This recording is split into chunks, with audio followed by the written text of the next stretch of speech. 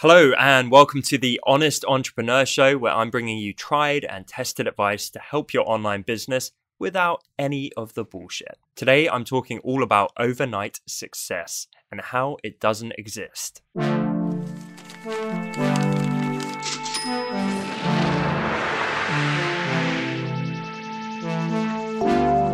As you probably know, I work with a ton of entrepreneurs right now trying to help them for free. And a common thing I hear from them is that they're disappointed that they haven't blown up or made it or become freakishly successful. And I'm like, what have you been doing? And they're like, I've been posting on Instagram for the last 5 months. And I say, what have you done to help your distribution? And they're like, pretty much nothing. And it's like, okay, and you're worried that you haven't made it to like celebrity status by now. I want to make something very, very clear. Overnight success, rapid, high-speed success, it doesn't exist. It's a myth. It's a fallacy. I literally do not know a single person that has become an overnight success. It always takes them years and years and years. And for me, I'm not so interested by the A-listers out there who are absolutely killing it. I'm interested with their origin story. I don't care where they're at now. I want to go back to day one, to year two, into their journey, just to see how they actually got it off the ground. For me, that's the most interesting part. Something I advise all of my followers and my watchers at home to do is to find people that you look up to, that you admire in your space, and then go on their social media feeds and scroll right back to the beginning. And unless they've done that thing, which I hate, where they delete early posts to make it kind of look like a more curated feed, if they've kept them, go right back to day one and you'll be amazed. You'll see like their production value sucks on their video and they kind of look less confident and it's kind of shaky. And if they're an artist or let's say a hand letterer, you know, they're there and they're lettering like an amateur because at this point they were an amateur, they were still learning it. And if you go back and then you kind of scroll back up to the top, it's like a slideshow just showing that gradual progress over years and years and years as they incrementally got better. And for me, that is incredibly inspiring.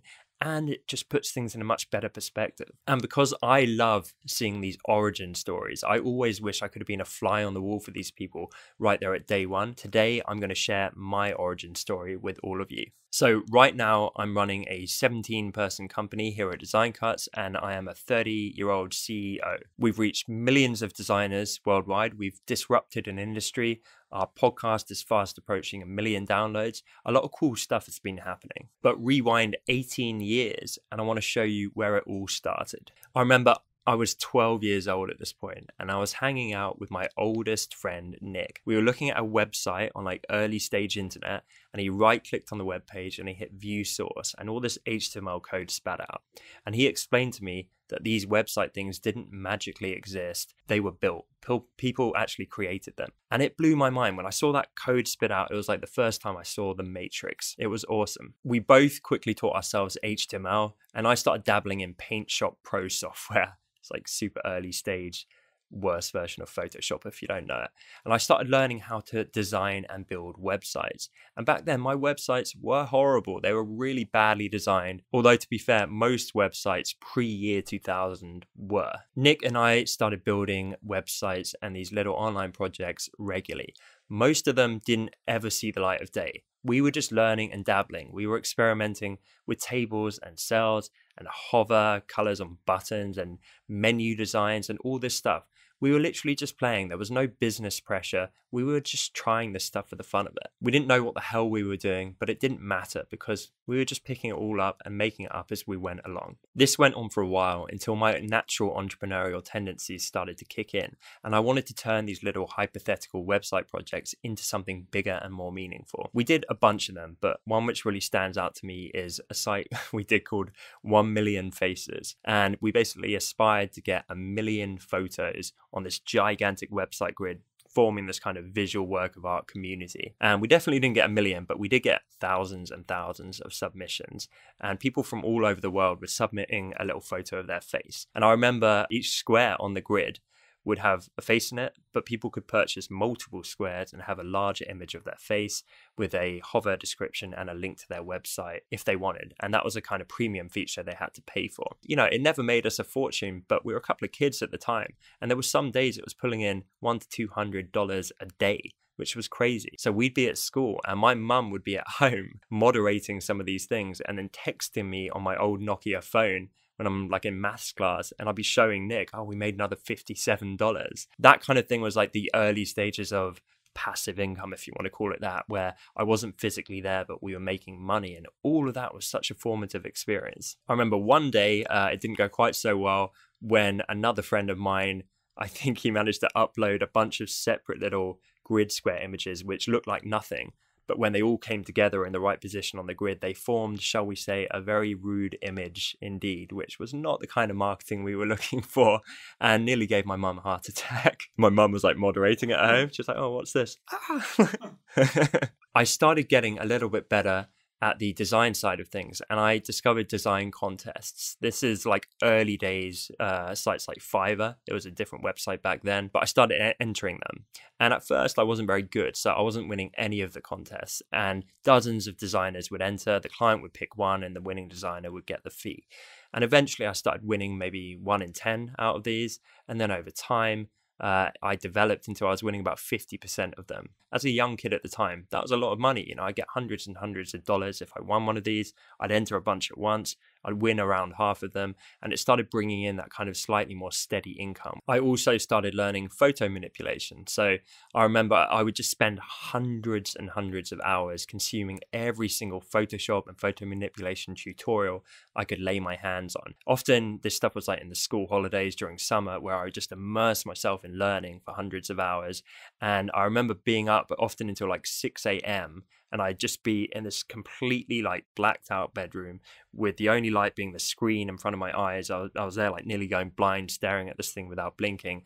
And I would just be clicking thousands of times with the pen tool, cutting out a photo really monotonously just for hours on end. And I remember my parents eventually having the chat of like, Tom, we're worried about you. This isn't healthy. Because as my dad was getting up to go to work, that's when I would start going to bed, just there with like crazy hair and just bloodshot eyes. I continued to create personal websites as well, including, and this is super nerdy, a fan site for one of my favorite bands. And so I set this up and it had like a gallery of all the band members and all these photos and news, which I was curating from all over the web. And it even had a forum, which got so popular, it had 250,000 posts in it. And some members were literally spending their lives on this thing.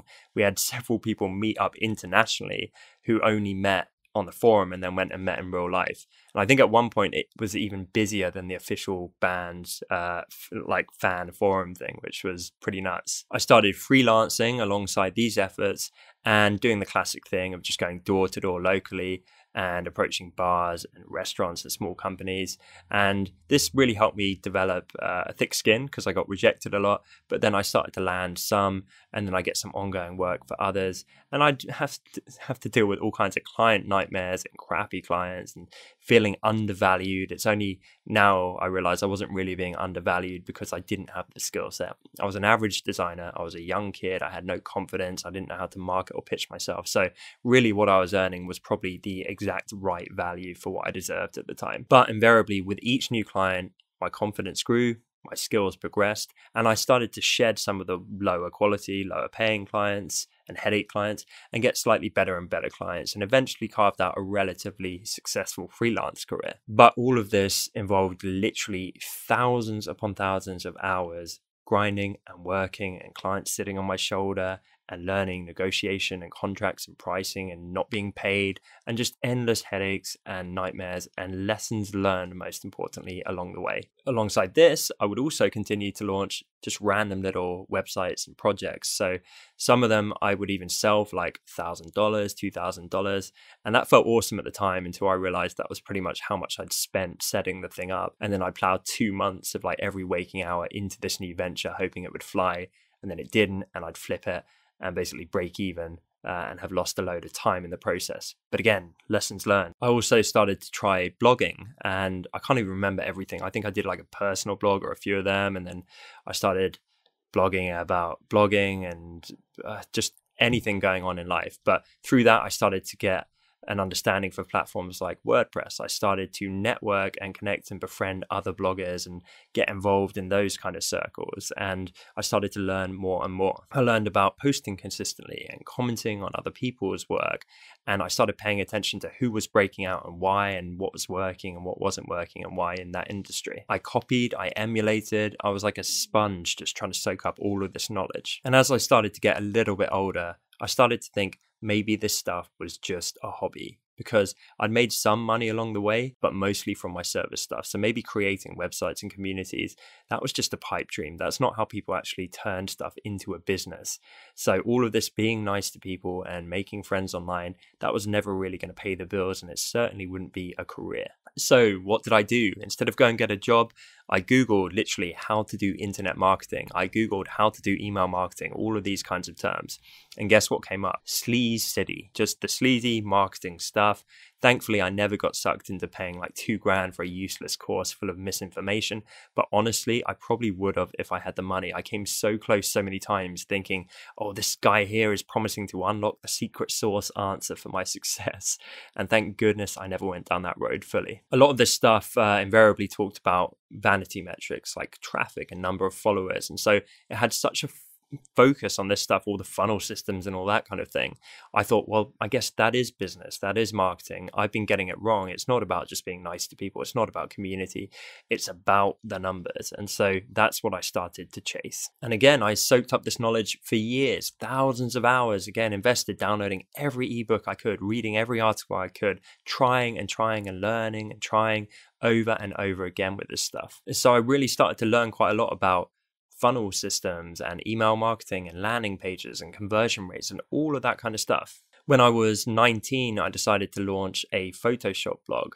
And I did this with a view of getting a lot of traffic, to be honest, because I could see some people doing it in that space who were getting a lot of traffic.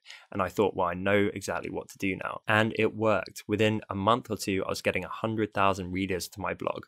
And over the years, I went on to attract millions of visitors. Initially, this felt awesome. I would tell my friends, you know, I'm getting all this traffic to my blog. It felt great. But eventually, it felt very hollow indeed. I've talked about this in various other bits of my content, but I realized the traffic was hollow. It was a meaningless vanity metric. It was just a number. And I was treating these people like numbers. They were fleeting visitors. They weren't sticking around. There was no community. They didn't care enough to support anything I was bringing. And I wasn't bringing enough value to them to actually generate a long-term business. I basically wasn't giving enough attention to the people, and I was just chasing after the numbers, which I'd been told to chase. I never did anything horrendously sleazy marketer, but I remember sharing affiliate campaigns for products I didn't really believe in to try and squeeze money out of my audience. I remember just cramming my site chock full of ads, which I didn't want to look at myself, but you know, they'd bring me in a bit of extra money. Really, I was desperately trying to earn because I didn't want to go and get a traditional job. And I thought that's the way I could do it. I'm kind of ashamed. Well, in fact, I'm very ashamed of it now. But again, a lot of this has shaped my current mindset around this stuff. And to be honest, at the time, I just thought that is how internet marketing was done because no one had told me otherwise. Around this time, I started trying to seek out better advice and better mentors. I started gravitating towards the blogs that were teaching the more human side of marketing and some voices that were emerging in this space, which at the time was absolutely full of sleaze. Honestly, I think these days there's a lot more good advice. There's still much more bad advice than good out there. But back there, it was like a diamond in the rough. I had to really go kind of searching and digging to find people that were talking my kind of language. I found some excellent mentors at a site called fizzle.co, which I'm still a member of to this day. And that community really helped me as well. I remember digging into a lot of courses in there. I even got mentored by one of the founders. That really helped bring clarity to what I was doing. I remember just finding it so refreshing after talking with them. I started stripping all the ads off of my site, and I'd cull parts of my email list that I realized just didn't care, and it was like a cleanup of my whole operation. I also started to deep dive into influencers like early days Gary Vee, who, as much as he was about the hustle, was also massively about the humanity behind marketing and bringing value and caring and fostering an engaged community. Around this time, I was also very badly burnt in business. And unfortunately, I can't go into that for legal reasons, but trust me when I say that's a whole other set of experiences and life lessons learned. So with all these new experiences and clarity and vision, I started to get an idea. It started to all form into something in terms of what I wanted to accomplish next in life. And this is the point where I started Design Cuts, which, as many of you know, saw tremendous traction from day one. I will save the countless lessons learned building that particular business for other videos in this series, but trust me when I say there have been a lot. The point is, when I hear these people who are, no judgment on them, I understand the frustration and the self-doubt, but when I see them worrying or complaining about not having made it yet after a few months or even a few years of doing this, I think back to the realities of my own journey. I think of the tens of thousands of hours put in to the client work, every click in Photoshop, every comment on a blog, every article consumed and read, every tactic tried, every path explored and then dropped, like just on and on and on. It was just doing and learning and doing for years and years and years before I saw any kind of traction. I've tried 1,000 angles and platforms over the years, and the point is, trying this stuff didn't limit me. It set me up with a fantastic platform and clarity for what I'm doing today. The point is, you can only understand the benefit of all this work in hindsight. You can never predict how the pieces are going to fall together further down the line. Design Cuts wouldn't exist if I hadn't opened up Paint Shop Pro when I was 12 years old. We wouldn't have impacted millions of designers and changed the face of an industry if that 12-year-old kid hadn't opened up that janky design software all those years ago. If I hadn't have explored that path, I probably wouldn't be doing this show and my whole personal brand if I hadn't first done the Honest Designers Show podcast at my company and got a taste for this kind of thing. And I wouldn't have done that podcast if I hadn't done the countless masterminds over the years through entrepreneurial communities that I was involved in. And I wouldn't have found those entrepreneurial communities if I'd gone down an entirely different path with my marketing. I now help tons of entrepreneurs with their businesses and marketing. But I wouldn't be able to do that without the experience and the credibility from years and years of grinding and working and learning. Even all the years in terms of being lost in the sleazy side of marketing have been so beneficial, because now I can harness all that stuff, the conversion rates and follow-up email sequences and landing pages, and use it for good. That stuff works. It's just if you take advantage of people that it sucks. But if you use it in the right way, it's fantastic. The point is, it all matters. The worst thing you can do is be frozen in indecision. Just go and do, go and try, go and learn. Just try every path. Don't think it's going to limit you. They will open up journeys which you never imagined. That's really all I've got, but please do rewatch this episode if you're ever stuck feeling like this. If you're feeling frozen, if you're feeling in self-doubt or like you haven't made it, or you're an imposter, you're not a success, like please go and rewatch this, because it's taken just so many thousands of experiences and so many years to get to a point. And I still feel like I'm only just starting. Like with this personal brand thing, I am loving documenting this from its origin. I've got hardly any subscribers because it's super early.